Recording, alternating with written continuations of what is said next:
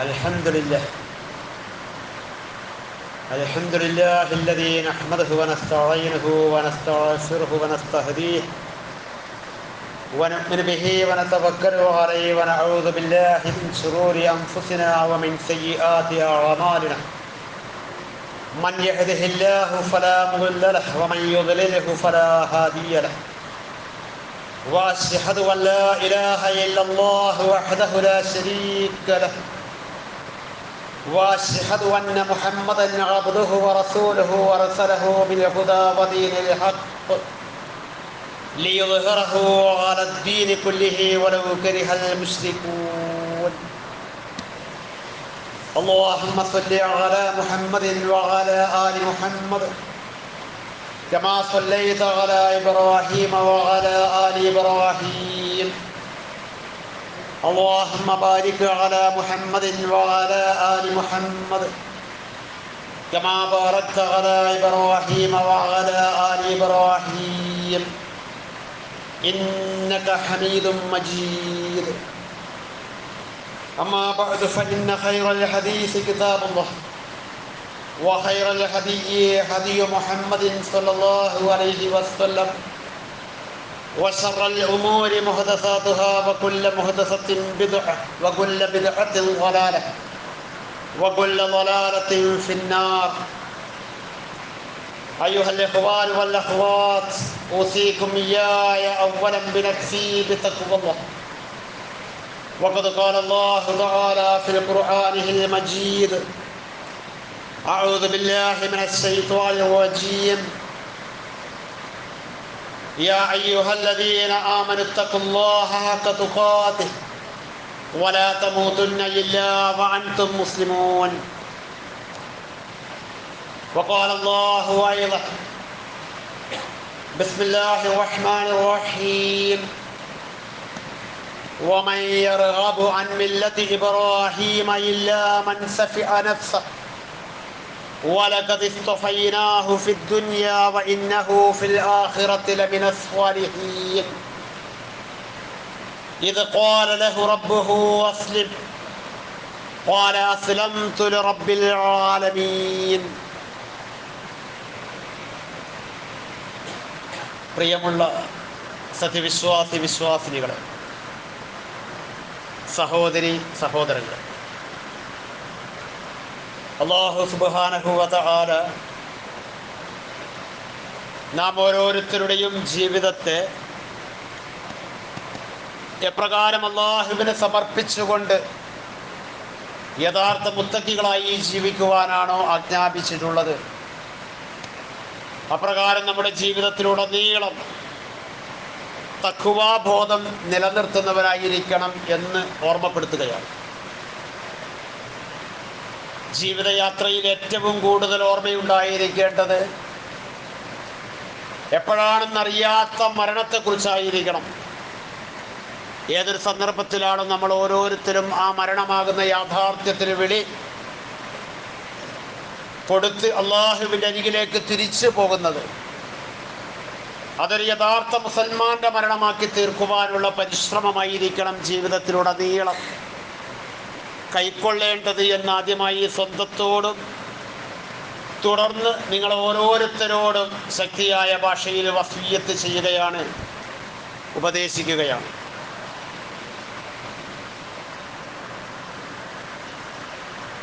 ജീവിതാദ്യം മുതൽ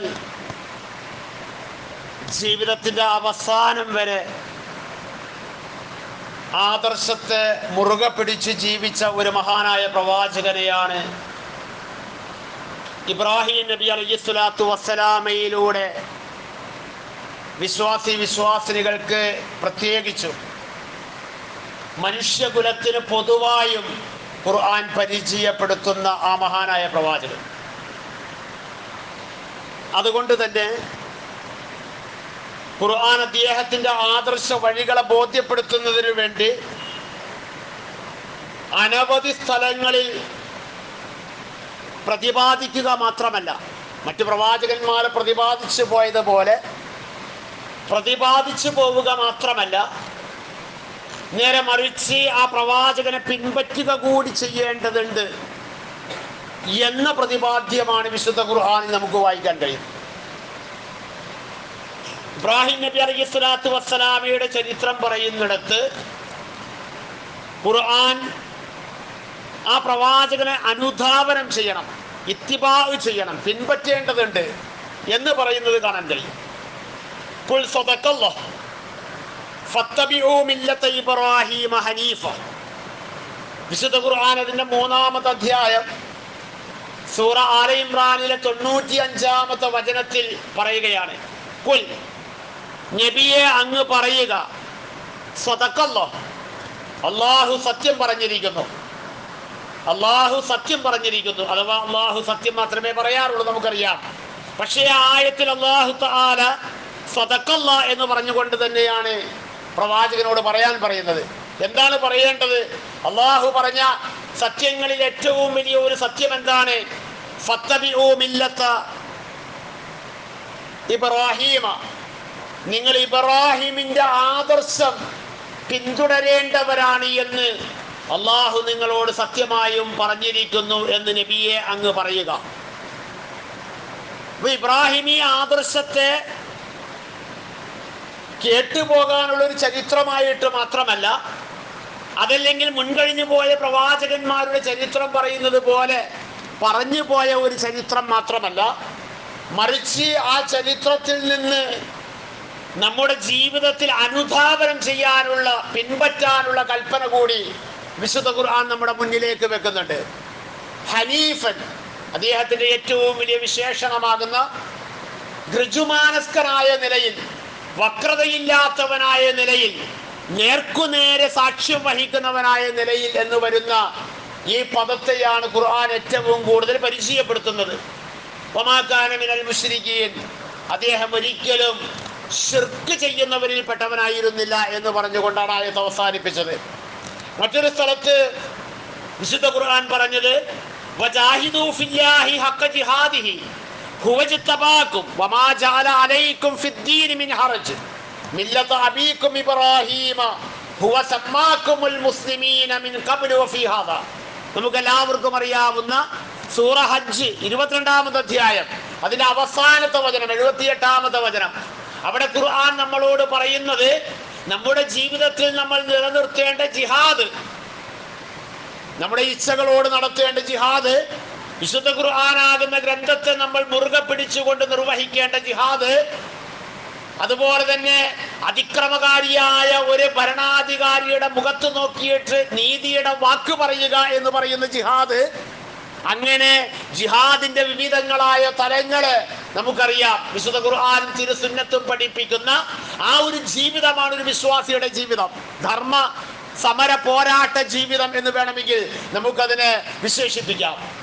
നമ്മുടെ വാക്കിലും നമ്മുടെ നോക്കിലും നമ്മുടെ വൈയക്തികമായ വ്യക്തിപരമായ നമ്മുടെ എല്ലാ സന്ദർഭങ്ങളിലും നമ്മൾ ഒരു വിശ്വാസി എന്നുള്ള നിലയിൽ, ഒരു വിശ്വാസിനി എന്നുള്ള നിലയിൽ നമ്മൾ നിർവഹിക്കുന്ന ജിഹാദ്, ഒരു കുടുംബം എന്നുള്ള നിലയിൽ നമ്മുടെ കുടുംബത്തിൽ നിർവഹിക്കുന്ന ജിഹാദ്, ഒരു സമൂഹം എന്നുള്ള നിലയിൽ സമൂഹത്തിൽ നമുക്ക് നിർവഹിക്കാനുള്ള ജിഹാദ്, ആ ജിഹാദ് നിർവഹിക്കുന്നതിനെ കുറിച്ച് ഖുർആൻ നമ്മളോട് പറഞ്ഞപ്പോൾ കൃത്യമായി ഖുർആൻ നമ്മളോട് പറയുന്നു, വജാഹിദൂ ഫില്ലാഹ്, അല്ലാഹുവിന്റെ മാർഗത്തിലുള്ള ധർമ്മസമര പോരാട്ടമാണ് ഒരു വിശ്വാസിയുടെ ജീവിതം.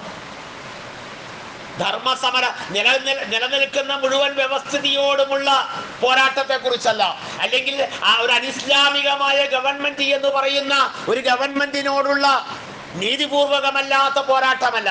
നേരെ മറിച്ച് നമ്മുടെ ജീവിതത്തിൽ അള്ളാഹുവിന്റെ പ്രമാണങ്ങളെ മുറുകെ പിടിച്ചുകൊണ്ട് ആ വിശുദ്ധ ഖുർആനും തിരുസുന്നത്തും നമ്മളോട് പറയുന്ന അള്ളാഹുവിന്റെ മാർഗത്തിലുള്ള, ദൈവീക മാർഗത്തിലുള്ള ധർമ്മസമര പോരാട്ടമാണ് ഒരു വിശ്വാസിയുടെ ജീവിതം. എന്നിട്ട് ഖുർആൻ അതിന് ഉപയോഗിച്ച പദം ഹഖ ജിഹാദിഹി എന്നാണ്. അതിന്റെ രൂപക്രമത്തിലായിരിക്കണം. ആ രൂപക്രമമാണ് പ്രവാചക തിരുമേനി സല്ലല്ലാഹു അലൈഹി വസല്ലമ 23 വർഷക്കാലം കൊണ്ട് അവിടുത്തെ ജീവിതത്തിലൂടെ കാണിച്ചു തരികയും അവിടുത്തെ ജീവിതത്തിലൂടെ പഠിപ്പിച്ചു തരികയും അവിടെ നിന്ന് സ്വഹാബ പകർത്തുകയും ചെയ്ത ആ ഒരു വഴിത്താരയുണ്ടല്ലോ. ഞാനും നിങ്ങളുമായിട്ട് ഇനി ഇസ്ലാമിനൊരു ജിഹാദിന്റെ മാർഗം കാണണ്ട, ഇസ്ലാമിന് ജിഹാദിന്റെ ഒരു പുതിയ മുഖം കണ്ടെത്തേണ്ടതില്ല, ഇസ്ലാമിന് പുതിയതായിട്ടുള്ള ഒരു വ്യാഖ്യാനമോ അല്ലെങ്കിൽ അത്തരത്തിലുള്ളതായിട്ടുള്ള ഒരു രൂപക്രമത്തിലേക്കോ കൊണ്ടുപോകേണ്ടതില്ല. അതാണ് ഖുർആൻ അവിടെ ഉടനെ തന്നെ പറഞ്ഞത് ഹഖ്ക ജിഹാദിഹി. അതിന്റെ രൂപക്രമം അത് ഏതൊരു രൂപത്തിലാണോ ആ രൂപക്രമത്തിൽ അള്ളാഹുവിന്റെ മാർഗത്തിലുള്ള ജിഹാദ് നിങ്ങൾ നിർവഹിക്കുക എന്ന് പറഞ്ഞിട്ട് ഖുർആൻ പറഞ്ഞു ഇത് ആരുടേതാണ്? തീർച്ചയായും ഹുവജ്തബാക്കും, നിങ്ങളെ ആ ജിഹാദിന്റെ ജീവിതം നയിച്ച് വ്യക്തിപരമായും കുടുംബപരമായും സാമൂഹികമായും നമ്മൾ നിലകൊള്ളുന്ന എല്ലാ മേഖലകളിലും അള്ളാഹുവിന്റെ ദീനിന്റെ പരാമർശമാകുന്ന, ദീനിന്റെ കൽപ്പനയാകുന്ന ആ ധർമ്മ ജീവിതം നയിച്ച് മുന്നോട്ട് പോകാൻ വേണ്ടി തെരഞ്ഞെടുക്കപ്പെട്ട വിശിഷ്ടമായ ഒരു ഉമ്മത്താണ് നിങ്ങൾ. എങ്ങനെ? ഹുവജ്തബാക്കും, നിങ്ങളെ വളരെ സവിശേഷമായി അല്ലാഹു തആല തെരഞ്ഞെടുത്തതാണ്. മറ്റു ഉമ്മത്തുകളെ പോലെ അങ്ങനെ ഒരു പാരലായി ജീവിക്കാൻ വേണ്ടി തെരഞ്ഞെടുത്തതല്ല. മറ്റു ഉമ്മത്തുകളെ പോലെ ജീവിതത്തിന്റെ ഏതെങ്കിലും ഓണം കേറാ മൂലകളിൽ ദീനും അതല്ലാത്ത മൂലകളിലൊക്കെ നമ്മുടെ ഇച്ഛകൾക്കും നമ്മുടെ ഇഷ്ടങ്ങൾക്കും അനുസരിച്ച് ജീവിക്കാൻ വേണ്ടി തെരഞ്ഞെടുത്തതല്ല. മറിച്ച് സവിശേഷമായി നിങ്ങളാകുന്ന ഒരു ഉമ്മത്തിനെ ഈ ജിഹാദിയായിട്ടുള്ള ദൗത്യം നിർവഹിക്കാൻ വേണ്ടി അല്ലാഹു സുബ്ഹാനഹു വ തആല തെരഞ്ഞെടുത്തതാണ് എന്ന് ഖുർആൻ അവിടെ പറയുകയാണ്. എന്നിട്ട് ഖുർആൻ പറഞ്ഞു തീർച്ചയായും വമാ ജഅല അലൈക്കും ഫിദ്ദീൻ മിൻ ഹറജ്, ഈ ദീനിൽ നിങ്ങൾക്ക് പ്രയാസകരമായ ഒരു മാനസികമായി നിങ്ങൾക്കൊരു പ്രയാസം ഉണ്ടാക്കുന്നത് പോലും ഈ ദീനിൽ ഒരു നിയമമായി അല്ലാഹു തആല നിശ്ചയിച്ചിട്ടില്ല. എങ്ങനെ? ആധുനിക, ഞാനതിങ്ങനെ പറയുന്ന ആധുനിക വർത്തമാനകാല മുസ്ലിങ്ങൾക്ക് വിശുദ്ധ ഖുർആൻ പറയുന്ന ഈ പ്രതിപാദ്യം മനസ്സിലാകുമോ എന്ന് എനിക്കറിയുന്നില്ല. കാരണം ഞാനും നിങ്ങളും കൊണ്ട് നടക്കുന്ന ഒരു ഇസ്ലാമിന്റെ പലതും എനിക്കും നിങ്ങൾക്ക് പ്രയാസമാണ്, എനിക്കും നിങ്ങൾക്കും അലോസരമാണ്. എന്റെയും നിങ്ങളുടെയും ജീവിതത്തിൽ പലപ്പോഴും അത് പ്രാപിക്കാൻ കഴിയില്ല എന്ന് പറയുന്ന ഒരു മേഖലയിലേക്ക് നമ്മൾ മാറ്റിവെച്ചിരിക്കുകയാണ്, അല്ലെ? പലതും പല രംഗത്തും, വിവാഹരംഗമാകാം, പരീക്ഷയുടെ വിഷയമാകാം, അല്ലെങ്കിൽ ധൂർത്താകാം, അതല്ലെങ്കിൽ പിശുക്കാകാം, അങ്ങനെ തുടങ്ങിയിട്ടുള്ള ഇസ്ലാം നിരോധിച്ചതും ഇസ്ലാം വിരോധിച്ചതും ആയിട്ടുള്ള ഒരുപിടി സാമ്പത്തികമായ മേഖലയാണെങ്കിലും സ്വഭാവപരമായിട്ടുള്ള മേഖലയാണെങ്കിലും അതല്ലെങ്കിൽ സംഘടനാപരമായിട്ടുള്ള മേഖലകളായാലും അങ്ങനെ തുടങ്ങിയിട്ടുള്ള പല മേഖലകളിലും ഇസ്ലാം നമ്മളോട് നിർദ്ദേശിച്ചിട്ടുള്ള പല നിയമങ്ങളും നമുക്ക് വലിയ പ്രയാസം ഉണ്ടാക്കുന്നു. അല്ലാഹു തആല നമ്മളോട് പറയുന്നു വമാ ജഅല അലൈക്കും ഫിദ്ദീനി മിൻ ഹറജ്, നിങ്ങൾക്കൊരു മാനസികമായ പ്രയാസം ഉണ്ടാക്കാൻ അല്ലാഹു തആല ഉദ്ദേശിച്ചിട്ട് ഈ ദീനിൽ ഒരു നിയമവും അല്ലാഹു തആല നിയമമാക്കിയിട്ടില്ല. അപ്പോ നമുക്ക് അങ്ങനെ ഒരു പ്രയാസം ഉണ്ടാകുന്നുവെങ്കിൽ നമ്മൾ എവിടെയോ എത്തേണ്ടിടത്ത് ഈ ദീനുമായിട്ട് എത്തിയിട്ടില്ല എന്നാണ് കൂട്ടി വായിക്കേണ്ടത്. ഈ ദീനിനെ നമ്മൾ സ്വീകരിക്കേണ്ട പോലെ, ഉൾക്കൊള്ളേണ്ട പോലെ, നിലനിർത്തേണ്ട പോലെ നിലനിർത്താനുള്ള മാനസികമായ തയ്യാറെടുപ്പും കർമ്മപരമായിട്ടുള്ള മേഖലയിലൂടെ നമ്മൾ ആർജിക്കേണ്ടതായിട്ടുള്ള ആ ജിഹാദിയായിട്ടുള്ള ശരിയായ പാതയെ നമുക്ക് സ്വീകരിക്കാൻ കഴിയാതെ പോയത് കൊണ്ട് ഹുവജ്തബാക്കും പറയുന്ന സവിശേഷമായ ഒരു ഉമ്മത്തിന്റെ പദവി നമ്മൾക്ക് നഷ്ടപ്പെട്ടുകൊണ്ടിരിക്കുകയും ഈ ദീൻ നമ്മളോട് നിർദ്ദേശിച്ച പലതും നമുക്ക് വളരെ വലിയ പ്രയാസകരമാകുന്ന ഒരു അവസ്ഥയിലേക്ക് മാറ്റപ്പെടുകയും ചെയ്തിരിക്കുന്നു എന്നതാണ് സത്യത്തിൽ നമ്മൾ മനസ്സിലാക്കേണ്ടത്. അല്ലാഹു തആല ഈ ദീനിന്റെ ഒരു നിയമത്തെ കൊണ്ടും ഈ ഉമ്മത്തിന് പ്രയാസമുണ്ടാക്കാൻ, ഈ ഖുർആനിന്റെ അനുയായികൾക്ക് പ്രയാസമുണ്ടാക്കാൻ, ഒരു ബുദ്ധിമുട്ടുണ്ടാക്കാൻ അല്ലാഹു തആല അങ്ങനെ ഒരു നിയമത്തെയും ഉദ്ദേശിച്ചിട്ടില്ല, ഉണ്ടാക്കിയിട്ടില്ല എന്ന് ഖുർആൻ പറയുന്നു. എന്നിട്ട് പറഞ്ഞു ഇതിനൊരു മാതൃക വേണമല്ലോ, അല്ലെ? ഒരു മാതൃക വേണം. മില്ലത അബീക്കും ഇബ്രാഹീമ, ആ മാതൃകയാണ് നിങ്ങളുടെ പൂർവിക പിതാവായ ഇബ്രാഹിമിന്റെ ആദർശ സരണിയാണ് ഇത് എന്ന് പറഞ്ഞു. അദ്ദേഹത്തിന് ഒരു കാര്യവും അള്ളാഹുവിന്റെ ഒരു കൽപ്പനയും അദ്ദേഹത്തിന് പ്രയാസമായിരുന്നില്ല. അള്ളാഹുവിന്റെ മാർഗത്തിൽ ജിഹാദിയായ ഒരു ജീവിതം നയിക്കുന്നതിന് പിതാവ് തടസ്സമായിട്ടില്ല, കുടുംബം തടസ്സമായിട്ടില്ല, ഭരിക്കുന്ന രാജകൂടം അല്ലെങ്കിൽ ഭരണാധിപത്യം തടസ്സമായിട്ടില്ല, മക്കൾ തടസ്സമായിട്ടില്ല, ഭാര്യ തടസ്സമായിട്ടില്ല, ജീവിക്കുന്ന പ്രദേശം തടസ്സമായിട്ടില്ല. നിങ്ങൾ ആലോചിച്ച് നോക്കി, എവിടെയെങ്കിലും തടസ്സമായിട്ടുണ്ടോ? ഇല്ല, ഒന്നും ആയിട്ടില്ല. അദ്ദേഹം ജനിച്ചത് ഇറാഖിലെ ഊർ എന്ന് പറയുന്ന പട്ടണത്തില്. അവിടെ നിന്ന് ഫലസ്തീനിന്റെ പ്രാന്തപ്രദേശങ്ങളിലൂടെ ഒന്നുമില്ലാത്ത മക്ക മണലാരണ്യത്തിലേക്കുള്ള തീർത്ഥയാത്ര.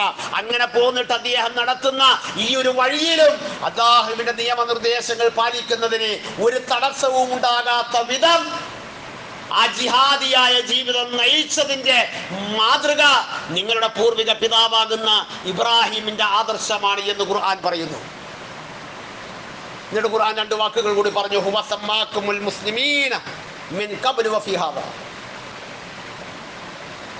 ഇബ്രാഹിം നബി അലൈഹിസ്സലാത്തു വസ്സലാമയുടെ മുമ്പ് ആദിമ ദൂതനാകുന്ന ആദം നബി അലൈഹിസ്സലാത്തു വസ്സലാമ മുതൽ അന്തിമ ദൂതനാകുന്ന മുഹമ്മദ് മുസ്തഫ സല്ലല്ലാഹു അലൈഹി വസല്ലം വരെയുള്ള കഴിഞ്ഞു പോയതും ഇപ്പോഴുള്ളതായിട്ടുള്ള ഈ ജിഹാദിയായ ജീവിതം നയിക്കുന്ന ഈ ഇബ്രാഹിമിന്റെ ആദർശത്തെ ശരിയാവണ്ണം മനസ്സിലാക്കിക്കൊണ്ട് അത്തരമൊരു ജീവിത നിലപാട് സ്വീകരിക്കുന്നവർക്ക് വെച്ച പേരാണ് മുസ്ലിം എന്ന് പറയുന്ന പേര്. ഏതെങ്കിലും കാരേഷുമാരും മാപ്പിളമാർക്ക് വെച്ച പേരല്ല. എവിടെയെങ്കിലും ഫില്ലപ്പ് ചെയ്യാൻ വേണ്ടി എന്താണ് നിങ്ങളുടെ കാസ്തി എന്ന് ചോദിച്ചാൽ എഴുതാൻ വേണ്ടി വെച്ച ഒരു പേരല്ല. അല്ലെങ്കിൽ എന്താണ് നിങ്ങളുടെ റിലീജിയൻ എന്ന് ചോദിച്ചാൽ എഴുതാൻ വേണ്ടി വെച്ച ഒരു പേരല്ല. മറിച്ച് ജീവിതത്തിൽ അന്വർത്ഥമാക്കാൻ വേണ്ടി അല്ലാഹു തആല വെച്ച ഒരു പേരാണ്. അവന് സമർപ്പിക്കുന്നവർ എന്ന, അവന് കീഴൊതുങ്ങുന്നവർ എന്ന, അവന് വഴിപ്പെടുന്നവർ എന്ന, അല്ലെങ്കിൽ അവന് വേണ്ടി സകലതും അവന്റെ കീഴിലേക്കായിട്ട് സമർപ്പിക്കുന്ന ആ ഒരു സമർപ്പണ ജീവിതത്തിന്റെ അനുയായികൾക്ക് വെച്ച പേരാണ് മുസ്ലിം എന്ന പേര്. അതെങ്ങനെയാണ് എന്നതിൻ്റെ ഒരു മാതൃകയാണ് നിങ്ങൾക്ക് കാണേണ്ടത്. മഹാനായ ഇബ്രാഹിം നബി അലൈഹിസ്സലാത്തു വസ്സലാമയിൽ ആ മാതൃക നിങ്ങൾക്ക് കാണാം എന്ന് വിശുദ്ധ ഖുർആൻ നമ്മളോട് പറയുകയാണ്. ഇനി ഞാനും നിങ്ങളും എൻ്റെയും നിങ്ങളെയും ഇസ്ലാമിലേക്കൊന്ന് വരണം.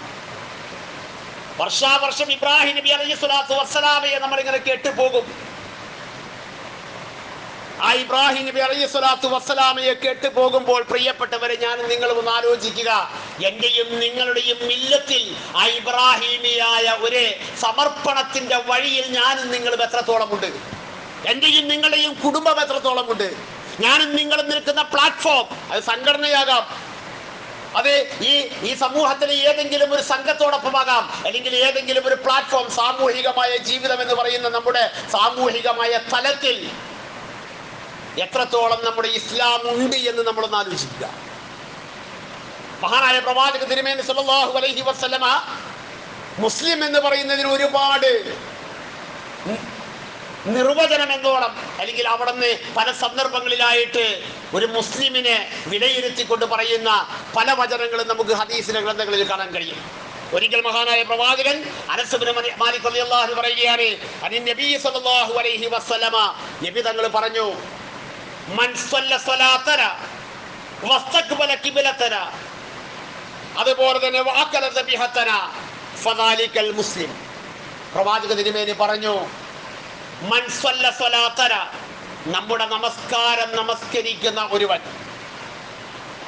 വസ്തഖ്ബല ഖിബ്ലതന, നമ്മുടെ ഖിബ്ലയിലേക്ക് മുന്നിട്ട് നിൽക്കുന്ന ഒരുവൻ, വഅകല ദബിഹതന, നമ്മൾ അറുത്തതിനെ ഭക്ഷിക്കുന്ന ഒരുവൻ, ഫദാലികൽ മുസ്ലിം, അവൻ മുസ്ലിമാണ് എന്ന് റസൂലുള്ളാഹി സ്വല്ലല്ലാഹു അലൈഹി വസല്ലം പറഞ്ഞു. ഇമാം ബുഖാരി ഉദ്ധരിക്കുന്ന ഹദീസാണ് റഹിമഹുല്ലാഹ്. ഇതിന് പൊതുവായി കൊണ്ട് പ്രവാചക തിരുമേനി സല്ലല്ലാഹു അലൈഹി വസല്ലമയുടെ ഒരു പ്രവചനം പോലെയാണ് ഹദീസിലെ ഗ്രന്ഥങ്ങളിൽ നിന്ന് നമുക്ക് വായിക്കുമ്പോൾ മനസ്സിലാക്കുന്നത്, അല്ലെ? നമ്മൾ പറയുന്ന ഇന്ത്യൻ മുസ്ലിങ്ങൾ, ലോക മുസ്ലിങ്ങൾ, നമ്മൾ നമസ്കരിക്കുന്നത് പോലെ സുബ്ഹി 2 റക്അത്ത്, ളുഹർ 4 റക്അത്ത്, അസ്ർ 4 റക്അത്ത്, അങ്ങനെ നമ്മൾ നമസ്കരിക്കുന്നത് പോലെ നമസ്കരിക്കുന്ന, നമ്മുടെ കിബലയിലേക്ക് അഥവാ കഅബയിലേക്ക് മുന്നിട്ട് നിൽക്കുന്ന, നമ്മൾ അറുത്താൽ, നമ്മളെ മുസ്ലിമായി അംഗീകരിച്ചുകൊണ്ടാണല്ലോ അവർ തിന്നുന്നത്, നമ്മൾ അറുത്തതിന്റെ പേരിൽ ആ ഭക്ഷണം അത് ഹലാലായിക്കൊണ്ട് കഴിക്കുന്ന അങ്ങനെ ഒരു കാറ്റഗറിയിലേക്ക് പ്രവാചക തിരുമേനി സല്ലല്ലാഹു അലൈഹി വസല്ലമ മുസ്ലിം എന്ന് പറഞ്ഞുകൊണ്ട് പരിചയപ്പെടുത്തിയിട്ടുണ്ട്. ഇനിയോ മറ്റൊരിക്കൽ മഹാനായ പ്രവാചക തിരുമേനി സല്ലല്ലാഹു അലൈഹി വസല്ലം പറഞ്ഞു, അൽ മുസ്ലിമു മൻ സലിമൽ മുസ്ലിമൂന മിൻ ലിസാനിഹി വയദിഹി. ആരാണ് മുസ്ലിം? മൻ സലിമൽ മുസ്ലിമൂന മിൻ ലിസാനിഹി, മറ്റ് മുസ്ലിങ്ങൾ ഒരു മുസ്ലിമിന്റെ നാവിൽ നിന്നും, വയദിഹി, അവന്റെ കൈകൊണ്ടുള്ള ഉപദ്രവത്തിൽ നിന്നും സുരക്ഷിതനായിരിക്കുക എന്നാണ് മറ്റൊരു സന്ദർഭത്തിൽ പ്രവാചക തിരുമേനി സല്ലല്ലാഹു അലൈഹി വസല്ലമ മുസ്ലിമിന് നിർവചനം എന്നോണം പറഞ്ഞത്. അപ്പോൾ ഒരിക്കൽ പ്രവാചകൻ കോമൺ ആയിട്ടാണ് പറഞ്ഞു, ഒരു കോമൺ പ്ലാറ്റ്ഫോം പോലെ പറഞ്ഞു, നമ്മുടെ നമസ്കാരം നമസ്കരിക്കുക, നമ്മുടെ കിബിലയിലേക്ക് തിരിഞ്ഞു നിൽക്കുക, നമ്മൾ അറുത്താൽ തിന്നുക, ഈ 3 കാര്യങ്ങളാണ് പറഞ്ഞത്.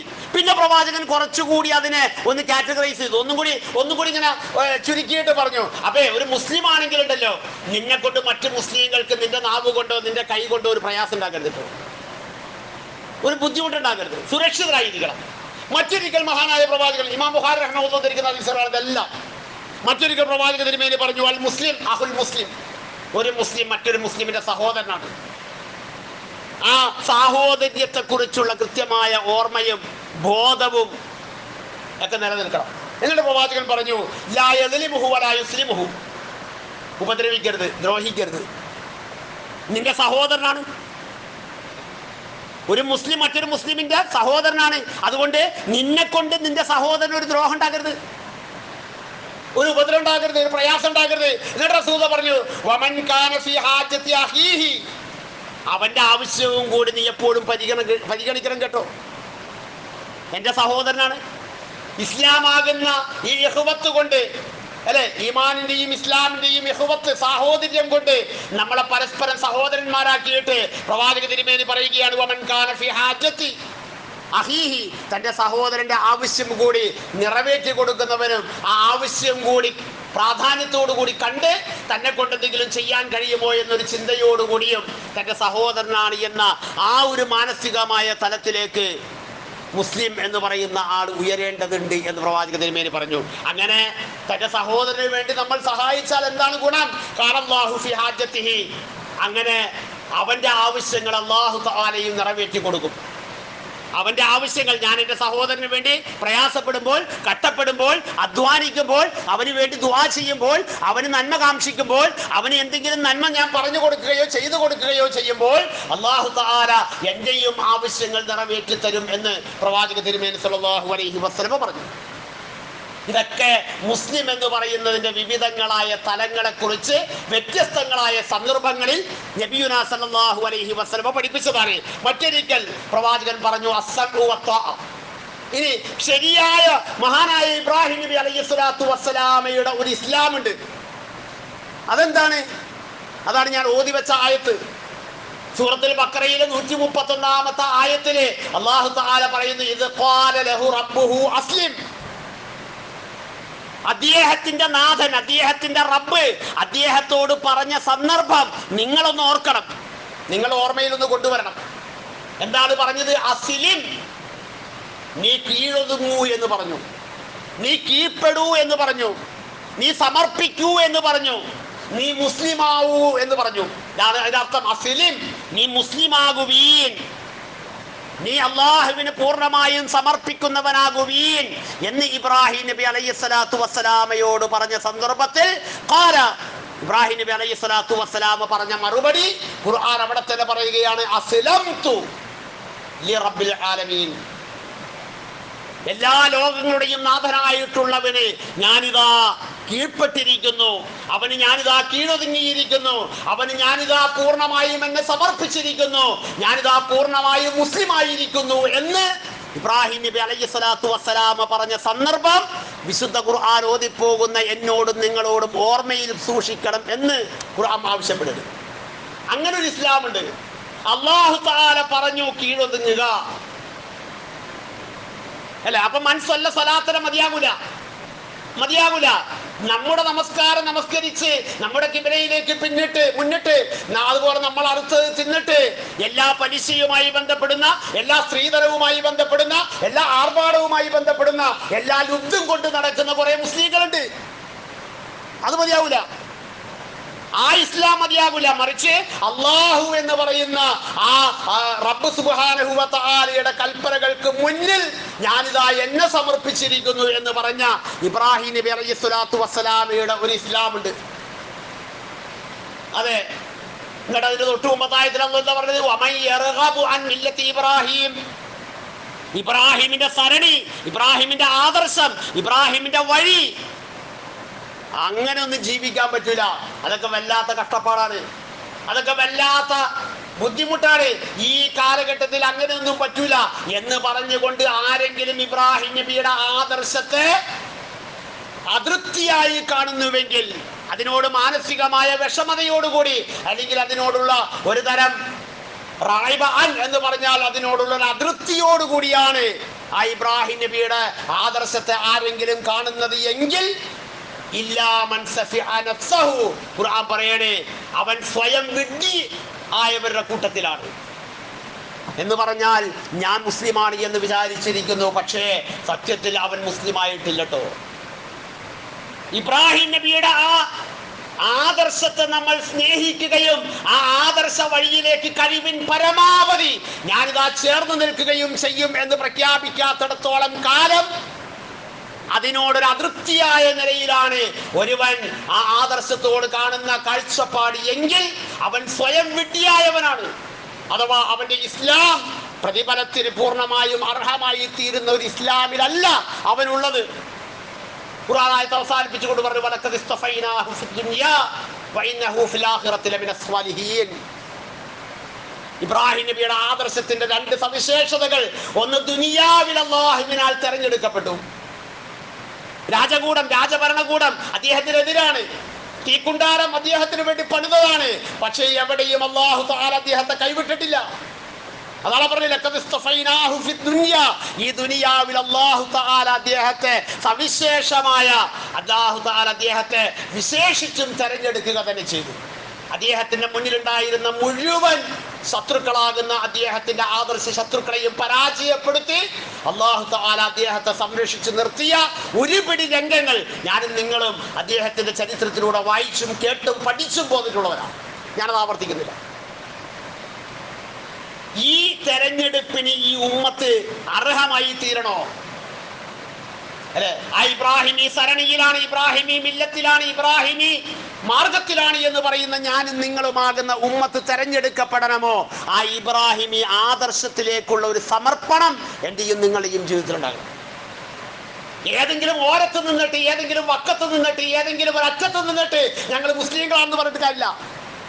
ഇസ്ലാമിനെ നമ്മുടെ നെഞ്ചോട് ചേർത്ത് നെഞ്ചൻ കൂടിന്റെ ഉള്ളിലേക്ക് ഇസ്ലാമാകുന്ന ഈ ദീനിനെ ഇറക്കി വെച്ച് അല്ലാഹുവേ, ഞങ്ങളിതാ മഹാനായ പ്രവാചക തിരുമേനി പറഞ്ഞ ഒരു ഇസ്ലാമിന്റെ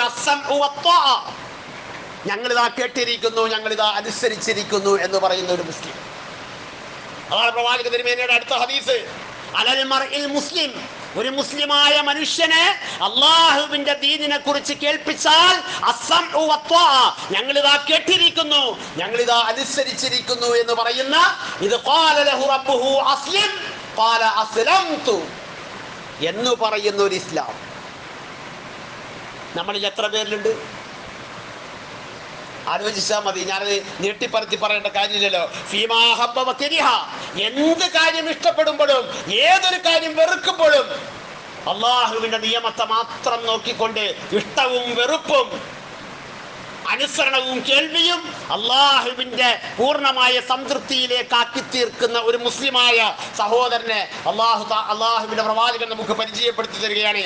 മാലം യുഅമർ ബിമഅസിയ, അല്ലാഹുവിന്റെ നിയമം കൊണ്ട് വിരോധിക്കപ്പെടാത്ത എല്ലാ കാര്യങ്ങളിലും അല്ലാഹുവിന്റെ കൽപ്പനാ നിർദ്ദേശങ്ങൾക്കനുസരിച്ച് കേൾക്കുകയും കേൾക്കുന്നതിനനുസരിച്ച് ജീവിക്കുകയും ചെയ്യുന്ന ഒരു മുസ്ലിം. എന്നിട്ട് റസൂലുള്ളാഹി പറഞ്ഞു, ഫൈദാ ഉമിറ ബിമഅസിയത്തിൻ ഫലാ സംഅ വലാ ത്വഅ, അല്ലാഹുവിന്റെ കൽപ്പനയ്ക്ക് എതിരാണ് അവനെ കേൾപ്പിക്കപ്പെടുന്നതെങ്കിലോ അവൻ പറയും ഞാനത് കേട്ടിട്ടുമില്ല, ഞാനത് അനുസരിക്കാൻ തയ്യാറുമല്ല എന്ന് പറയുന്ന ഒരു ഇസ്ലാം, ഒരു മുസ്ലിം.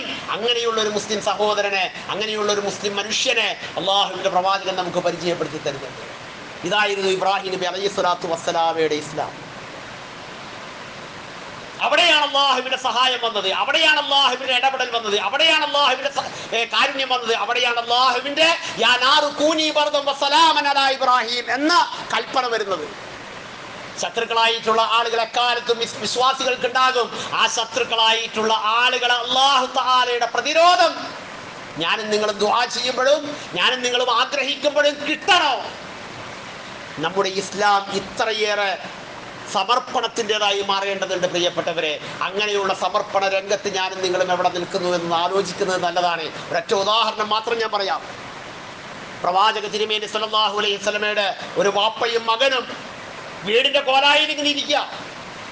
മഹാനായ കൈസമ റളിയല്ലാഹു അൻഹുവും മഹാനായ സഅദ് റളിയല്ലാഹു അൻഹു, കൈസമ റളിയല്ലാഹു അൻഹു പിതാവാണ്, സഅദ് റളിയല്ലാഹു അൻഹു മകനാണ്. കോലായിൽ ഇങ്ങനെ ഇരിക്കുമ്പോഴുണ്ട് മദീനത്ത് അങ്ങാടിയിൽ നിന്ന് പൊടിപടലം ഇങ്ങനെ ഉയരുന്നു. അപ്പോൾ വാപ്പ മോനെ വിളിച്ചിട്ട് പറഞ്ഞു, നീ ഒന്ന് പോയി നോക്ക്, എന്താണ് ആ ആരവം, എന്തോ വന്നിട്ടുണ്ട്, എന്താണെന്നൊന്ന് നോക്കിയിട്ട് വാ. പുറത്തേക്ക് പോയിട്ട് അവിടെ പോയി നോക്കിയ മകൻ ഓടി തിരിച്ചിങ്ങോട്ട് വന്നിട്ട് വീടിന്റെ അകത്തേക്ക് കയറിപ്പോയി. വാളും പരിചയം എടുക്കുക. അപ്പോൾ വാപ്പ ചോദിച്ചു, ഞാൻ നിന്നെ ഒരു ആവശ്യം, ഒരു കാര്യം അന്വേഷിക്കാൻ വിട്ടിട്ട് നീ ഒരു മറുപടി പോലും പറയാതെ നീ വാളും പരിചയം എടുത്ത് എവിടേക്കാ പോണത്? അപ്പോൾ മകൻ പറഞ്ഞു, അത് ഞാൻ മറന്നുപോയി പിതാവേ, ഞാൻ മറന്നുപോയി. പ്രവാചക തിരുമേനി സല്ലല്ലാഹു അലൈഹി വസല്ലമ ബദറിലേക്ക് പോകാൻ വേണ്ടി സൈന്യത്തെ ഒരുക്കുന്നതിൻ്റെ ആരവമായിരുന്നു അത്. ഞാൻ ആ സൈന്യത്തിൽ ചേരാൻ വേണ്ടിയുള്ള തിരക്കിൽ താങ്കളോടത് പറയാൻ വിട്ടുപോയി, ക്ഷമിക്കണം. അപ്പോൾ വാപ്പ ചോദിച്ചു, അല്ല നീയാണ് പോകേണ്ടതെന്ന് നീ അങ്ങനെ തീരുമാനിച്ചാലോ? ഞാനല്ലേ പോകേണ്ടത്? എനിക്ക് വാർദ്ധക്യമായില്ലേ? എനിക്കിനൊരു അവസരം ഉണ്ടായിക്കൊള്ളുന്നുണ്ടോ? അവിടെ യുദ്ധത്തിലേക്ക് പോകേണ്ടത് ഞാനല്ലേ? നീ ഇവിടെ വീട്ടിലുള്ള സ്ത്രീകളെയും കുട്ടികളെയും നോക്കിയിട്ട് നീ ഇവിടെ നിൽക്കുക, ഞാൻ പോട്ടെ. അപ്പോൾ മകൻ പറഞ്ഞു, അല്ലോ അപ്പ, അത് ഞാൻ താങ്കളെ എല്ലാ കാര്യത്തിലും അനുസരിച്ചിട്ടുണ്ട്, പക്ഷെ ഇതിലനുസരിക്കാൻ നിവർത്തിയില്ല. ഇത് സ്വർഗത്തിന്റെ വിഷയമാണ്. നിങ്ങളെപ്പോലെയുള്ള പ്രായം ചെന്നവർ വീട്ടിലിരിക്കുക, ഞങ്ങളെപ്പോലെയുള്ള യുവാക്കൾ പോയിട്ട് യുദ്ധം ചെയ്യട്ടെ. അതുകൊണ്ട് ഇതിലനുസരിക്കാനൊരു നിർവാഹമില്ല കേട്ടോ, വാപ്പ നിർബന്ധിക്കരുത്, ഞാൻ ഏതായാലും പോയിട്ട് വരട്ടെ. മകൻ പോയതിന്റെ പിന്നാലെ വാപ്പയും ചെന്നു. പ്രവാചക തിരുമേനി സല്ലല്ലാഹു അലൈഹി വസല്ലമയുടെ സവിധത്തിൽ ചെന്നിട്ട് പറഞ്ഞു, അള്ളാഹുവിന്റെ ദൂതരെ, ഉണ്ടായത് ഇങ്ങനെയൊക്കെയാണ്. അവനാണ് പോകേണ്ടതെന്ന് പറയുന്നു. സത്യത്തിൽ അവനല്ലല്ലോ, ഞാനല്ലേ പോകേണ്ടത്? എനിക്കല്ലേ പോകാൻ കൂടുതൽ അർഹത? ഞാൻ പറയുന്നത് അനുസരിക്കാൻ ബാധ്യസ്ഥനല്ലേ എൻ്റെ മകൻ? അപ്പൊ മകൻ പറഞ്ഞു, പ്രവാചകരെ, ഒരിക്കലും എന്നെ താങ്കൾ തടയരുത്. കാരണം ഞാൻ എൻ്റെ വാപ്പാനനുസരിച്ച് മാത്രമേ ഇത്രയും കാലം ജീവിച്ചിട്ടുള്ളൂ. പക്ഷെ ഇത് നിവൃത്തിയില്ല, ഇത് സ്വർഗത്തിന്റെ കാര്യമാണ്. അതുകൊണ്ട് ഇതിന് വാപ്പാക്ക് സ്വർഗം കൊട്ടിക്കോട്ടെ എന്ന് വിചാരിച്ച് ദുനിയാവിൽ അള്ളിപ്പിടിച്ചിരിക്കാൻ ഞാനില്ല, എനിക്ക് സ്വർഗം കിട്ടും. അതുകൊണ്ട് അങ്ങേ ഒരിക്കലും എന്നെ തടയരുത്. പ്രവാചക തിരുമേനി പ്രതിസന്ധിയിലായി. അദ്ദേഹം നറുക്കിട്ടു. നറുക്ക് വീണത് പുത്രനാണ്. അദ്ദേഹം ബദറിൽ പങ്കെടുത്തു, ഷഹാദത്ത് വിളിച്ചു. പിന്നത്തെ യുദ്ധം ഉഹദിൽ ഈ പിതാവ് പുത്രന്റെ സവിധത്തിലേക്ക് പോകുന്ന ചരിത്രമാണ് ഇസ്ലാമിക ചരിത്രത്തിൽ നമുക്ക് വായിക്കാൻ കഴിയുന്നത്. ഞാനിത് പറഞ്ഞത്, നമ്മുടെയൊക്കെ തർക്കങ്ങൾ എവിടെയാണ്? നമ്മളൊക്കെ സ്വീകരിച്ചത് ഇസ്ലാമിൻ്റെ അല്ലേ? നമ്മുടെയൊക്കെ തർക്കം എവിടെയാണ്? നമ്മൾ ആനപ്പുറത്ത് വരണ പുതിയാപ്പള, ഒട്ടകപ്പുറത്ത് വരണ പുതിയാപ്പള, അതല്ലെങ്കിൽ വേറെ ഏതെങ്കിലും ഓട്ടോറിക്ഷയിൽ വരണ പുതിയാപ്പള എന്നുള്ള തർക്കമല്ലേ വാപ്പയും മക്കളും തമ്മിലുള്ളത് അല്ലേ? നിങ്ങൾ ആലോചിച്ചു. ഞാനും നിങ്ങളെ കൊണ്ടു നടക്കുന്ന ഒരു ഇസ്ലാമിന്റെ തർക്കം എവിടെയാണ്? നമ്മളെ പെങ്ങളുടെ കല്യാണത്തിനോ നമ്മളെ മകളുടെ കല്യാണത്തിനോ മുത്തവല്ലിയായിട്ടുള്ള ആളുടെ മകളുടെ കല്യാണത്തിനോ ഒക്കെ എവിടെയാണ്, എങ്ങനെയാണ് പുതിയവണ്ണിനെ കൊണ്ടുവരേണ്ടെന്നുള്ളൊരു തർക്കം പാപ്പയും മക്കളും തമ്മിൽ നടക്കുന്നു എന്നതിൻ്റെ അപ്പുറം ഇസ്ലാമുമായി ബന്ധപ്പെട്ട് ഇസ്ലാമിന്റെ ഒരു നിയമത്തെ മുറുകെ പിടിക്കാൻ വേണ്ടി എന്ത് തർക്കമുള്ളത്? ഇതാണ് പ്രിയപ്പെട്ടവർ, അവരും നമ്മളും തമ്മിലുള്ള അന്തരം. അവര് അതുകൊണ്ട് തന്നെ എല്ലാ ശത്രുക്കളെയും അതിജയിച്ച് അവർ അള്ളാഹുവിന്റെ സഹായത്തിന് അർഹരായി തീർന്നു. നമുക്ക് ശത്രുക്കൾ വന്ന് വലയം ചെയ്തിട്ടും നമ്മൾ അങ്ങനെ ഭയചകിതരാകുന്ന ഒരു അവസ്ഥയിലേക്ക് പോകേണ്ടി വരുന്നത് ഇസ്ലാമിനെ നമ്മൾ സ്വീകരിക്കേണ്ട പോലെ സ്വീകരിക്കാൻ തയ്യാറാകുന്നതുകൊണ്ടാണ്. അതുകൊണ്ട് ഞാൻ എൻ്റെ ജീവിതത്തിൽ, എനിക്ക് അത്രയല്ലേ പറയാൻ പറ്റുള്ളൂ, എൻ്റെ ജീവിതത്തിൽ എല്ലാ രംഗത്തും ഇസ്ലാമിനെ മുറുകെ പിടിക്കുന്നവരായി അങ്ങനെ ഒരു സമൂഹം, നമുക്ക് ഒരു കൊച്ചു സമൂഹമെങ്കിലും, ഒരു ചെറിയ സമൂഹമെങ്കിലും നമ്മളിൽ നിന്ന് ഉരുത്തിരിഞ്ഞു വരിക എന്നതാണ് ഇബ്രാഹിം നബി അലൈഹിസ്സലാത്തു വസ്സലാമയുടെ ആദർശം. നമ്മൾ പങ്കുവെക്കുന്ന ഈ സന്ദർഭത്തിൽ നമ്മൾ ഓരോരുത്തരും ആലോചിക്കേണ്ടത്, അതിൽ ഭാഗമാക്കാൻ വേണ്ടി ഞാൻ എൻ്റെ കോൺട്രിബ്യൂഷൻ, എൻ്റെ പങ്ക്, എൻ്റെ ഇസ്ലാം, ഞാൻ അതിനെ തീർച്ചയായും കേട്ടത് അനുസരിച്ചുകൊണ്ട് ഞാൻ യഥാർത്ഥ ഒരു മുസ്ലിമാകും എന്ന് തീരുമാനിക്കാൻ ഓരോരുത്തരും സന്നദ്ധമായാൽ അള്ളാഹുവിൻ്റെ അരികിൽ നിന്ന് നമ്മൾ പ്രതീക്ഷിക്കാത്ത സഹായവും നമ്മൾ നിലച്ചിരിക്കാത്ത മാർഗത്തിലൂടെയുള്ള അള്ളാഹുവിൻ്റെ ഇടപെടലുകളും നമ്മുടെ ദുആഇന്റെ ഉത്തരങ്ങളും ഒക്കെ നമുക്ക് കാണാൻ കഴിയും. അങ്ങനത്തെ ഒരു ഉമ്മത്തായി മാറാൻ വേണ്ടി പരിശ്രമിക്കുക. അള്ളാഹു സുബ്ഹാനഹു വ തആല കാര്യങ്ങളെ അതിൻ്റെ ശരിയാം വണ്ണം, അതിൻ്റെ ആഴത്തിൽ മനസ്സിലാക്കി ഏറ്റവും നല്ലത്, ഏറ്റവും ശരിയായത് പിന്തുടർന്ന് അള്ളാഹുവിന്റെ പൊരുത്തത്തിലായിക്കൊണ്ട് ജീവിതത്തെയും അള്ളാഹുവിന്റെ സംതൃപ്തിയിലായിക്കൊണ്ട് മരണത്തെയും ആക്കി തീർക്കുവാനുള്ള മഹാസൗഭാഗ്യം നൽകി അള്ളാഹു തആല നമ്മളെ ഏവരെയും അനുഗ്രഹിക്കുമാറാകട്ടെ.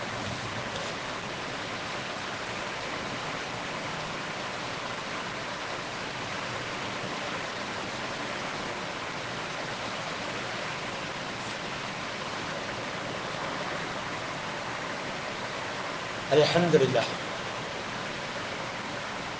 الذي أنعم علينا بالإيمان وهدانا إلى دين الإسلام. اللهم صل وسلم على نبينا محمد وعلى آله وصحبه وسلم. أما بعد أيها الإخوان والأخوات اتقوا الله عباد الله. സ്നേഹാദരവുകൾ നിറഞ്ഞ സഹോദരങ്ങളെ, സഹോദരിമാരെ, അള്ളാഹുവിനെ സൂക്ഷിക്കേണ്ട മുറപ്രകാരം യഥാവിധി തഖ്വ ചെയ്ത് യഥാർത്ഥ മുത്തഖികളായി ജീവിച്ച് യഥാർത്ഥ മുസൽമാന്മാരായി നമ്മുടെ ഓരോരുത്തരുടെയും മരണത്തെ കണ്ടുമുട്ടാൻ വേണ്ടിയുള്ള പരിശ്രമം എല്ലാ നിലയിലും ആത്മാർത്ഥമായി കൊണ്ടു നടക്കണം എന്ന് സ്വന്തത്തോടും തുടർന്ന് നിങ്ങൾ ഓരോരുത്തരോടും വസിയത്ത് ചെയ്യുന്നു. അള്ളാഹു അനുഗ്രഹിക്കുമാറാകട്ടെ. ഉദ്ഹിയ്യത്തിന്റെ സന്ദർഭം അടുത്തുകൊണ്ടിരിക്കുന്നു അല്ലെ, നമുക്കറിയാം. ഓരോ മഹല്ലുകളിലും നൂറുകണക്കിന് ആടുമാട് ഉരുക്കളെ കേരളക്കരയിൽ അറുത്തുകൊണ്ടിരിക്കുന്നു വർഷാവർഷം. സത്യത്തിന് ഇത് അറുക്കേണ്ടത് എപ്പോഴാണ്? ഖുർആനിലൊരു പ്രയോഗമുണ്ട്. സൂറത്ത് സ്വാഫാത്തിന്റെ 103-ാമത്തെ ആയത്തില് ഫലമ്മാ അസ്ലമാ വതല്ലഹുൽ ജബീൻ, ഇബ്രാഹിം നബി അലൈഹിസ്സലാത്തു വസ്സലാമയും ഇസ്മായിൽ നബി അലൈഹിസ്സലാത്തു വസ്സലാമയും മുസ്ലിമായപ്പോൾ ഫലമ്മാ അസ്ലമാ, അവര് രണ്ടുപേരും അല്ലാഹുവിനെ അവരെ സമർപ്പിച്ചപ്പോൾ, ജീവിതത്തെ സമർപ്പിച്ചതാണ്. അങ്ങനെ ജീവിതത്തെ സമർപ്പിച്ച് രണ്ടുപേരും അല്ലാഹുവേ നിന്റെ കൽപ്പനയ്ക്ക് മുന്നിൽ ഈ ഭൗതികമായ ജീവിതത്തിന്റെ ഒന്നുമേ തടസ്സമല്ല എന്ന് പ്രഖ്യാപിച്ചുകൊണ്ട് അവർ രണ്ടുപേരും അല്ലാഹുവിനെ തങ്ങളെ സമർപ്പിച്ചപ്പോൾ ഇബ്രാഹിം നബി അലൈഹിസ്സലാത്തു വസ്സലാമ തന്റെ പുത്രൻ ഇസ്മായിലിനെ ചെരിച്ചു കിടത്തി. ചെരിച്ചു കടത്തിയത് അപ്പോഴാണ്. മുസ്ലിമായിട്ടാണ് ചെരിച്ചു കടത്തേണ്ടത് ഉരുവിനെ. നമ്മളോ ഇസ്ലാം വേറൊരു വഴിക്ക് പോയിക്കൊണ്ടിരിക്കും, ഇസ്ലാം വേറൊരു മാർഗത്തിലൂടെ പോയിക്കൊണ്ടിരിക്കും. നമ്മുടെ ജീവിതവുമായി ഒരു ബന്ധം ഉണ്ടാവില്ല. എന്നിട്ട് നൂറുകണക്കിന് ഉരുവിനെ നമ്മൾ അറുക്കുക. എന്തിനാ? ഇതൊക്കെ ഖുർആൻ വെറുതെ പറഞ്ഞതല്ല. ഖുർആൻ വളരെ കൃത്യമായി പറഞ്ഞു. ഇത് ഒരു വലിയ പ്രഖ്യാപനമാണത്. എന്താണ് ആ പ്രഖ്യാപനം? അത് തീർച്ചയായും മഹാനായ ഇബ്രാഹിം നബി അലൈഹിസ്സലാത്തു വസ്സലാമെ അപ്പോഴാണല്ലോ വിളിച്ചത്, വനാദാഹു അൻ യാ ഇബ്രാഹിം, ഇബ്രാഹിമേ എന്ന് നാം വിളിച്ചു, അദ്ദേഹത്തെ നാം വിളിച്ചു. സ്വന്തം പുത്രനെ ബലിയറുക്കാൻ വേണ്ടി ചെരിച്ചു കിടത്തി രണ്ടുപേരും അല്ലാഹുവിന് തങ്ങളുടെ ജീവിതത്തെ പൂർണ്ണമായി സമർപ്പിച്ചു. ആ സമയത്ത് അല്ലാഹു തആല വിളിച്ചു, ഖദ് സദ്ദഖ്ത റുഅ്യാ, അല്ലയോ ഇബ്രാഹിമേ നീ കണ്ട സ്വപ്നം നീ സത്യമാക്കിയിരിക്കുന്നു, സാക്ഷാത്കരിച്ചിരിക്കുന്നു. എന്തെല്ലാം ത്യാഗത്തിന്റെ ഒരു പ്രതീകമാണ് പ്രിയപ്പെട്ടവരെ ഒരു ഉദ്ഹിയ്യത്ത് എന്ന് പറയുന്നത്, ഒരു ഉരുവിനറുക്കുക എന്ന് പറയുന്നത്. വലിയ ഒരു സത്യസാക്ഷാത്കാരത്തിന്റെ അംഗീകാരമായിട്ടാണ് അല്ലാഹു സുബ്ഹാനഹു വ തആല ഈ പ്രതീകാത്മകമായ ഉരുവിനെ അറുക്കാൻ വേണ്ടി ഏൽപ്പിച്ചിരിക്കുന്നത്. എന്നിട്ട് പറയുന്നത് അപ്രകാരമാണ് സുഹൃതവാന്മാരായ ആളുകൾക്ക് നാം പ്രതിഫലം നൽകുക. അള്ളാഹുവിന്റെ പ്രതിഫലമല്ലാത്ത വേറെ ഒന്നും ആഗ്രഹിക്കാതെ അള്ളാഹുവിനെ ആരാധിക്കുന്നതിനാണ് ഇഹ്സാൻ എന്ന് പറയാ. വിശദീകരിക്കാൻ തരില്ല. ഇഹ്സാൻ എന്ന് പറയുക, മുഹ്സിനീൻ എന്ന് പറയുക, അള്ളാഹുവിന്റെ പൊരുത്തം മാത്രം ആഗ്രഹിച്ച് അള്ളാഹുവിന് വേണ്ടി കീഴൊതുങ്ങുക, അള്ളാഹുവിന് വേണ്ടി സമർപ്പിക്കുക, അള്ളാഹുവിന് വേണ്ടി പൂർണ്ണമായും അങ്ങോട്ട് നമ്മൾ മുസ്ലിം ആവുക. അവരുടെ പ്രതിഫലം ഒരിക്കലും അല്ലാഹു തആല നിസ്സാരമായി കണ്ടിട്ടില്ല. എന്നിട്ട് അല്ലാഹു പറഞ്ഞു, ഇന്നഹാദാ ലഹുവൽ ബലാഉൽ മുബീൻ, തീർച്ചയായും ഈ അറിവിലുണ്ട്, ഈ മകനെ ചെരിച്ചു കടത്തിയതിലുണ്ട് ലഹുവൽ ബലാഉൽ മുബീൻ, വളരെ വ്യക്തമായ പരീക്ഷണം അദ്ദേഹത്തിന് ഉണ്ടായിരുന്നു എന്നൊന്ന് പറയാം. ഇബ്രാഹിം നബിയെ വലിയൊരു പരീക്ഷണത്തിൽ അല്ലാഹു തആല പരീക്ഷിച്ചിട്ട് ആ പരീക്ഷണത്തെ സത്യപ്പെടുത്തിയിട്ട് രണ്ടുപേരും കൂടി, വാപ്പയും മകനും കൂടി അല്ലാഹുവിന് സമർപ്പിക്കാൻ തീരുമാനിച്ചപ്പോൾ നടന്ന ഒരു കർമ്മമാണ് ബലികർമ്മം എന്ന് പറയുന്നത്. അപ്പൊ എത്ര ബലിയർക്കാൻ തീരുമാനിക്കുന്ന ഞാനും നിങ്ങളുമൊക്കെ എത്ര ആ കർമ്മത്തോട് നീതി പുലർത്തണമെങ്കിൽ അല്ലാഹുവുമായിട്ടുള്ള ബന്ധം ഉണ്ടാകണം. ജീവിതത്തിൽ എത്ര സൂക്ഷ്മത ഉണ്ടാകണം. ജീവിതത്തിൽ എത്ര കണ്ട് അല്ലാഹുവിന്റെ കൽപ്പനകൾക്ക് ഞാൻ ശിരസ വഹിക്കുന്നവരാണോ എന്നൊരു ചിന്ത ഉണ്ടാകണം. ഇതൊന്നുമില്ലാതെ കാരേഷുമാര് മാപ്പിളമാര് ഞങ്ങളുടെ മഹലിൽ 150 അറുത്ത് എന്ന് പറയുന്ന ഒരു വമ്പ് പറഞ്ഞിട്ട് വല്ല കാര്യമുണ്ടോ കൂട്ടരെ? എനിക്ക് ഒന്നും തടസ്സമല്ല എന്ന് പ്രഖ്യാപിക്കുന്ന ഇബ്രാഹിം നബി അലൈഹിസ്സലാത്തു വസ്സലാമയുടെയും പുത്രന്റെയും പ്രഖ്യാപനമാണ് ഒരു ഉരുവിന്റെ കഴുത്തിൽ നമ്മൾ കത്തിവെക്കുമ്പോൾ പ്രഖ്യാപിക്കുന്നത്. ഒരു വികാരമോ ഒരു വിചാരമോ ഒരു ഹവയോ ഒരു ഇച്ഛയോ എനിക്ക് തടസ്സാകൂല. എൻ്റെ ഉമ്മയോ എൻ്റെ വാപ്പയോ എൻ്റെ കുടുംബമോ എൻ്റെ സംഘടനയോ അള്ളാഹുവിൻ്റെ ദീനാകുന്ന ഇസ്ലാമിൻ്റെ മുന്നിൽ എനിക്ക് തടസ്സാകൂല. ഇതാ ഈ ഗുരുവിൻ്റെ രക്തമൊഴുക്കിയിട്ട് ഞാൻ പറയുന്നു, എനിക്ക് തടസ്സാകൂല. മഹാനായ ഇബ്രാഹിം നബി അലൈഹി സ്വലാത്തു വസ്സലാമ സമർപ്പിച്ചതുപോലെ ഞാൻ സമർപ്പിക്കും എന്ന് പറയുന്ന ഒരു പ്രഖ്യാപനമാണ് തക്ബീർ ചൊല്ലിക്കൊണ്ട് നമ്മൾ അറക്കുന്ന ഉരു. ഈ നെയ്യത്തോടു കൂടി നമ്മൾ ഉരുവിനറക്കാനുള്ള ആലോചന തുടങ്ങേണ്ട സമയമായിട്ടുണ്ട്. അതിൻ്റെ ആന്തരികമായ പാഠം പഠിച്ചിട്ട് അതിനൊരു മാനസികമായിട്ടുള്ളൊരു ആലോചനയെങ്കിലും ഉണ്ടാക്കി വെച്ചിട്ട്, അങ്ങനെ ഒരു ചിന്തയെങ്കിലും നമ്മുടെ മനസ്സിലുണ്ടാക്കി വെച്ചിട്ടാണ് നമ്മൾ ഷെയർ കൊടുക്കേണ്ടത്, നമ്മൾ ആടിനെ മേടിച്ച് നിർത്തേണ്ടത്, നമ്മൾ ഉരുവിനെ മേടിച്ച് നിർത്തേണ്ടത് എന്ന് എൻ്റെ പ്രിയപ്പെട്ട സഹോദരി സഹോദരന്മാരോട് ഞാൻ വളരെ വിനീതമായി ഉണർത്തുകയാണ്. അല്ലാഹു തആല കാര്യങ്ങളെ മനസ്സിലാക്കാനുള്ള തൗഫീഖ് പ്രദാനം ചെയ്യുമാറാകട്ടെ. നമ്മളെല്ലാവരും മനുഷ്യരാണ്. മനുഷ്യ സഹജമായ ഒരുപാട് വീഴ്ചകൾ, ഒരുപാട് പോരായ്മകൾ ജീവിതത്തിൽ സംഭവിച്ചിട്ടുള്ളവരാണ്. അല്ലാഹുവിൻ്റെ കാരുണ്യം ആ വീഴ്ചകളെക്കാളൊക്കെ ബൃഹത്തായ കാരുണ്യമുള്ള ഒരു നാഥനെയാണ് നമ്മൾ ആരാധിക്കുന്നത്. അവൻ നമ്മുടെ എല്ലാ വീഴ്ചകളും അവൻ്റെ പരമമായ കാരുണ്യത്താൽ വിട്ടുപുറത്ത് മാപ്പാക്കി തരുമാറാകട്ടെ. ശേഷിക്കുന്ന ജീവിതം അള്ളാഹുവിനെ കുറിച്ചുള്ള യഥാർത്ഥമായ ശരിയായ യഖീനായ ചിന്തയോടുകൂടി ജീവിച്ച് അള്ളാഹുവിന് ഏറ്റവും സന്തോഷം നൽകുന്ന ഒരു ജീവിതാവസാന മരണം, ഷഹാദയുടെ കലിമ ചൊല്ലി അള്ളാഹുവിൻ്റെ തിരുസന്നിധിയിലേക്ക് പോകാൻ അവൻ നമ്മളെ അനുഗ്രഹിക്കുമാറാകട്ടെ. നമ്മളിൽ നിന്ന് മരണപ്പെട്ടു പോയ നമ്മുടെ മാതാപിതാക്കൾക്ക് അല്ലാഹു തആല പൂർണ്ണമായ മഅ്ഫിറത്തും മർഹമത്തും പ്രദാനം ചെയ്യുമാറാകട്ടെ. ജീവിച്ചിരിക്കുന്ന മാതാപിതാക്കൾക്ക് അല്ലാഹു തആല പൂർണ്ണമായ ആഫിയത്തും സിഹത്തും പ്രദാനം ചെയ്യുമാറാകട്ടെ. നമ്മുടെയും അവരുടെയും നമ്മുടെ പൊന്നോമന സന്താനങ്ങൾ ഉൾപ്പെടെ എല്ലാവരുടെയും ജീവിതം അള്ളാഹുവിൻ്റെ മാർഗത്തിലായിരിക്കുകയും ഷഹാദയുടെ കലിമ ചൊല്ലി അള്ളാഹുവിൻ്റെ തിരുസന്നിധിയിലേക്ക് തിരിച്ചു പോകാനുള്ള മഹാസൗഭാഗ്യം നൽകിയും അള്ളാഹുവിൻ്റെ ജന്നാത്തുൽ ഫിർദൗസ് ഉൾപ്പെടെയുള്ള അനുഗ്രഹീതമായ സ്വർഗീയ ആരാമങ്ങളിൽ ഒരുമിച്ച് കൂടാനുള്ള മഹാസൗഭാഗ്യം നൽകിയും അള്ളാഹു തആല നമ്മെ ഏവരെയും അനുഗ്രഹിക്കുമാറാകട്ടെ. താങ്ങാൻ സാധിക്കാത്ത, തടുക്കാൻ കഴിയാത്ത അവൻ്റെ ഭയാനകമായ നരകശിക്ഷ ഉൾപ്പെടെയുള്ള എല്ലാവിധ വലിയ പരീക്ഷണങ്ങളിൽ നിന്നും ശിക്ഷകളിൽ നിന്നും ദുനിയാവിലും ആഖിറത്തിലും അല്ലാഹു തആല ഈ ഉമ്മത്തിനെ കാത്ത് സംരക്ഷിക്കുമാറാകട്ടെ. നമ്മുടെ എല്ലാവരെയും, നമ്മുടെ സന്താന തലമുറകൾ ഉൾപ്പെടെ എല്ലാവരെയും അല്ലാഹു തആല കാത്ത് സംരക്ഷിക്കുമാറാകട്ടെ. اللهم إنا نتوكل على كل حالنا وعلى كل أمورنا لا حول ولا قوة إلا بالله عليك توكلنا وإليك ننيب. اللهم اغفر للمؤمنين والمؤمنات والمسلمين والمسلمات والأحياء منهم والأموات إنك مجيب دعوات يا قاضي الحاجات. اللهم اجرنا من النار، اللهم اجرنا من النار، اللهم اجرنا من النار، اللهم ادخلنا الجنة يا رب العالمين. اللهم تقبل دعاءنا وأعمالنا منا إنك أنت السميع العليم. ربنا واجعلنا مسلمين لك ومن ذريتنا أمة مسلمة لك وأرنا مناسكنا وتب علينا إنك أنت التواب الرحيم. ربنا آتنا في الدنيا حسنة وفي الآخرة حسنة وقنا عذاب